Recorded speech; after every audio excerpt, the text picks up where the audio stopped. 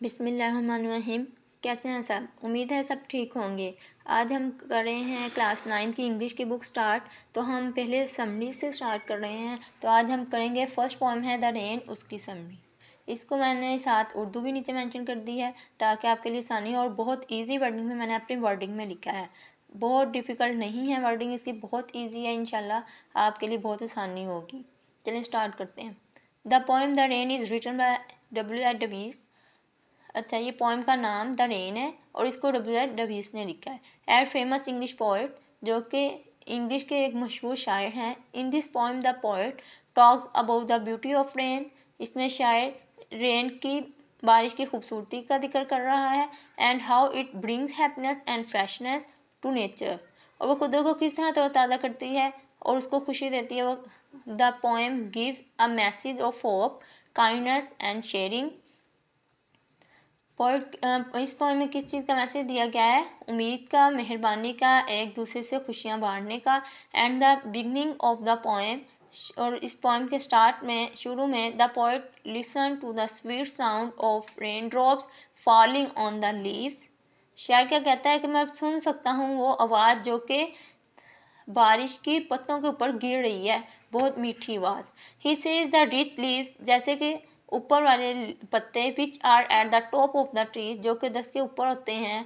Rich मतलब अमीर, उसने उनको तशबीह दी है अमीर से। गेट द रेन फर्स्ट, तो बारिश क्या करती है? सबसे पहले उन पे गिरती है। After they are filled with water, जब वो पानी से भर जाते हैं। The top falls from them to the poor leaves below, तो वो नीचे वाले गरीब पत्तों पे बाद में बरसती है।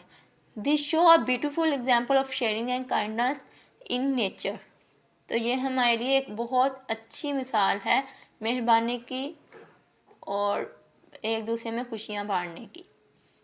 Then the poet says that after the rain stops, जब बारिश रुकती है, the sun will shine brightly, सूरज जो है वो बहुत रोशन चमकता है। And everything will look clean and fresh, और हर चीज़ हमें साफ और तरोताज़ा नज़र आती है। The poet imagine that when the rain ends and the sun appears, the sky will become full of bright light of beauty. शायर क्या कहता है कि जब बारिश ख़त्म हो जाती है तो उसके बाद जो सूरज होता है उसको देखें तो वो फुल रोशन होता है और बहुत खूबसूरत नज़र आ रहा होता है। This show the after every trouble there come happiness just like sunshine follow rain. अब शायद यहाँ क्या कर रहा है कि सूरज की मिसाल को हमारी अपनी इंसान की ज़िंदगी के साथ जोड़ रहा है कि अगर हम किसी मुसीबत में चलते हैं, सफ़र करते हैं, जब वो ख़त्म हो जाती है तो उसके बाद हमें वैसी ही खुशी मिलती है जैसे कि बारिश के बाद सूरज रोशन होता है। The poem gives us a message of hope and love. It tells us that every dark and sad moment in life is temporary. वो शायर क्या कह रहा है कि हमारी ज़िंदगी में जो भी सैड और डार्क, बुरे लम्हात आते हैं वो हमेशा के लिए नहीं होते, आम तो मामूली होते हैं। Good times will come again, अच्छा वक्त दोबारा ज़रूर आता है। Just like the sunshine after rain, जैसे कि बारिश के बाद सूरज की रोशनी। The poet teaches us to stay positive and believe that life will become bright again. Poet क्या कहता है कि हमें पॉजिटिव रहना चाहिए, ठीक है, नेगेटिविटी नहीं होनी चाहिए हमारे अंदर।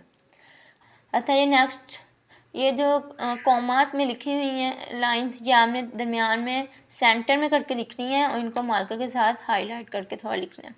After the rain the sun will shine bringing peace and joyed mind. इनकी भी वर्डिंग आप देख सकते हैं, बहुत इजी मैंने लिखी है, ठीक है, ताकि आपके लिए कोई डिफ़िकल्ट ना हो। The poet uses rain as symbol of difficulties and sunshine as a symbol of happiness. It means that life has both sorrows and joys and will should face them with patience and hope. अब शायर क्या कहता है कि हमें बहुत सी बुरे वक्तों से भी गुजरना पड़ता है, ठीक है, तो हमें उसमें अपनी उम्मीद की किरण नहीं छोड़नी चाहिए बल्कि सब्र से काम लेना चाहिए। इन द एंड आखिर में the bird leaves us with a beautiful thought. पत्तों के बारे में एक शायर क्या है, बहुत अच्छी सोच रखता है। Just as rain make a nature fresh and green, kindness and hope make human life peaceful and bright. वो कहता है कि जिस तरह पत्ते बाद में सब्ज़ और तरोताज़ा हो जाते हैं, इसी तरह हम भी अगर उम्मीद अच्छी रखें अपनी लाइफ से तो हम भी बहुत अमन के साथ और ब्राइट खुशी के साथ रह सकते हैं। आगे है rain teach us to share and sunshine tell us to care. यह हमने मार्कर से लिखना है। अगेन इसकी वर्डिंग भी बहुत ईजी। अच्छा, अगर मैंने इसको ये उर्दू में भी लिख दिया है ताकि आप इसको खुद भी पढ़ सकें और आपके लिए आसानी हो, तो इसको मैं एक दफ़ा इसको मैं भी रीड आउट कर देती हूँ आपके लिए। इस नज़म में को किसने लिखा है, W.R. डबीस ने, मशहूर शायर थे, द रेन उसका नाम है, ठीक है। तो शायर ने बारिश की खूबसूरती और कुदरत के हसीन मंजर को बयान किया है। शायर कहता है कि बारिश ज़मीन पर बरसती है और हर चीज़ को ताज़ा, साफ़ और खूबसूरत बना देती है। नज़म के आगाज़ में शायर कहता है कि वो बारिश के मीठे और खूबसूरत गिरते हुए कतरों की आवाज़ सुन रहा है। ये बूंदें दरख्तों की ऊंची शाखों के अमीर पत्तों पर पहले गिरती हैं। जब वो भर जाते हैं तो पानी नीचे वाले गरीब पत्तों पर टपकने लगता है, मतलब गिरने लगता है। ये मंजर शायर को इंसानी जिंदगी का सबक देता है कि जैसे दरख्त के अमीर पत्ते नीचे वालों से पानी बांटते हैं, वैसे ही इंसानों को भी एक दूसरे के साथ मोहब्बत और मदद का बर्ताव करना चाहिए। जो लोग ज़्यादा नेमतों वाले हैं, इन्हें दूसरों के साथ वो नेमतें बांटनी चाहिए। फिर शायर कहता है, जब बारिश ख़त्म हो जाएगी तो सूरज निकलेगा और हर चीज़ चमकने लगेगी, आसमान साफ हो जाएगा, पत्ते चमकेंगे और फ़ज़ा में ताजगी फैल जाएगी। ये मंज़र उम्मीद और खुशी की अलामत है। शायर का मतलब है कि ज़िंदगी में अगर मुश्किल वक्त आता है तो उसके बाद खुशी और सुकून ज़रूर आता है, बिल्कुल ऐसे ही जैसे बारिश के बाद सूरज निकल आता है। After the rain the sun will shine, बारिश के बाद सूरज ज़रूर चमकेगा। ये नज़म हमें सिखाती है कि ज़िंदगी में गम और खुशी दोनों आते हैं। हमें हर हाल में सब्र, शुक्र, उम्मीद रखनी चाहिए। अगर हम दूसरों की मदद करें, अच्छे काम करें, तो हमारी ज़िंदगी भी खूबसूरत रोशन हो जाएगी।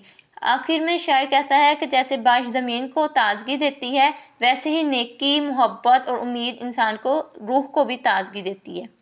Rain teach us to share and sunshine tell us to care. बारिश हमें बांटना सिखाती है और धूप हमें मोहब्बत करना सिखाती है। उम्मीद है कि आपको अच्छे से समझ आ गई होगी।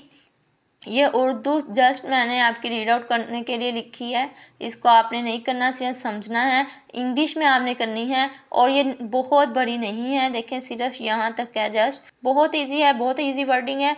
इसको अच्छे से करें और कम मेहनत करके आप अच्छे मार्क्स ले सकते हैं।